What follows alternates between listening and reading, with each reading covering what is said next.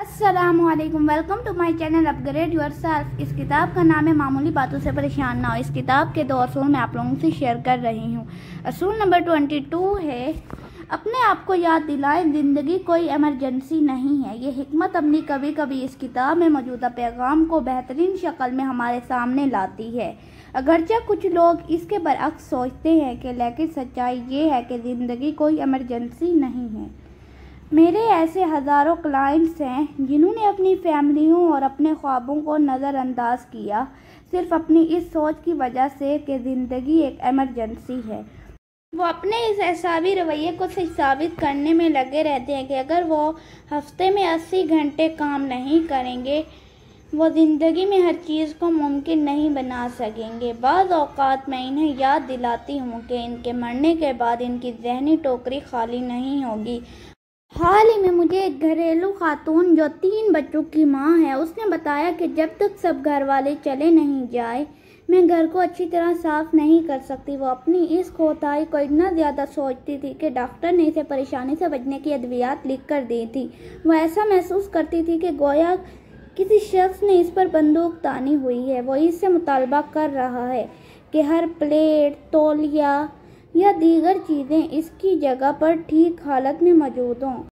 और फिर एक खामोश हकीकत यही थी कि ज़िंदगी एक इमरजेंसी है, लेकिन इससे भी बड़ी हकीकत यह थी कि इस खातून के अलावा कोई और इंसान नहीं था जिसने ये हंगामी हालत पैदा की थी। मैं कभी किसी ऐसे इंसान से नहीं मिली जिसने छोटे छोटे कामों को इमरजेंसी ना बना लिया हो।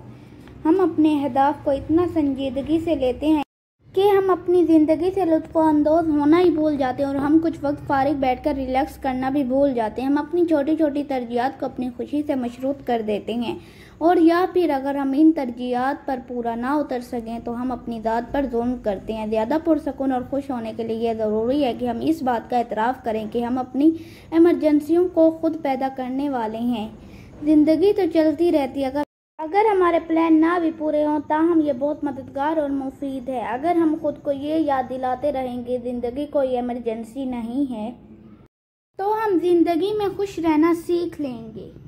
असूल नंबर 23 है, एक ख्याल को कुछ अरसे के लिए छोड़ दें और फिर इस पर काम करें। किसी ख्याल को कुछ अरसे के लिए छोड़ देने और फिर इस पर काम करना भी किसी हकीकत को याद रखने या अपनी बसीरियत को बढ़ाने के लिए एक अच्छी हिकमत अमली है।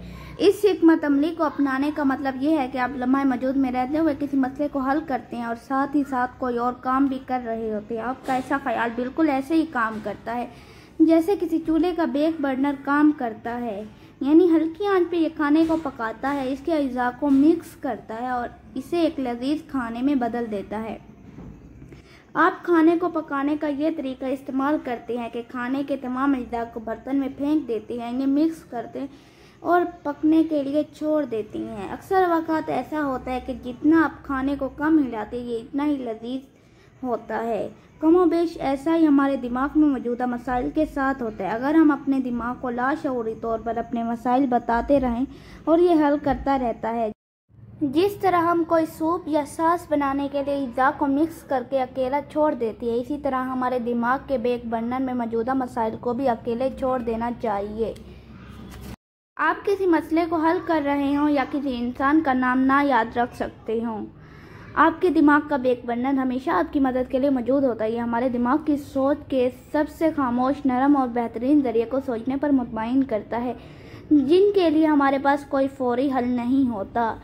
बेक बर्नर किसी काम से इनकार या इसको अल्तवा में डालने का कोई बहाना नहीं है। दूसरे अल्फाज में, जब आप किसी मसले को बेक बर्नर के हवाले करते हैं तो इसका ये मतलब नहीं होता कि आप बर्नर को बंद कर देते हैं। इसके बजाय आप इस मसले या ख्याल को बहुत नज़ाकत से अपने दिमाग में मौजूद रखते हैं और इस पर काम जारी रहता है। ये सादा सी टेक्निक आपकी ज़िंदगी में स्ट्रेस को बहुत कम कर देगी और आपके मसाइल को भी हल कर देगी।